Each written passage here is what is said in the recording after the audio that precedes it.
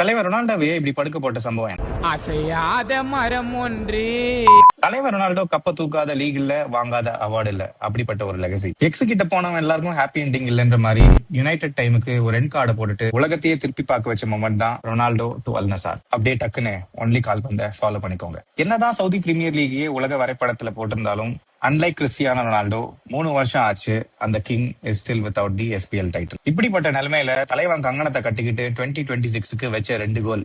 ஒன்னு first Saudi premier லீக தூக்கணும், ரெண்டாவது 1000 கோல்ஸ் அடிக்கணும். இன்னும் ஒரு மேட்ச் வின் பண்ணா டைட்டில் ரொனால்டோக்கு, அதுவும் அவங்களுடைய பரம எதிரியான அல் ஹிலால். எப்படியாவது போராடி வின் பண்ணி அல் ஹிலால் பிளேயர்ஸ் மூஞ்சில கப்ப செலிப்ரேட் பண்றதா இருந்ததுதான் ரொனால்டோவோட பிளான். திரைக்கதையில வந்த ட்விஸ்ட் அப்படின்ற மாதிரி 96th மினிட்ல அவங்க கோல் கீப்பரோடைய எரர்னால மேட்ச் 1-1 முடியுது. அதோட ரொனால்டோ கனவும் உடையுது. டைட்டில் இன்னும் ரொனால்டோ அண்ட் அல் நசாரோடைய கையில தான். பட்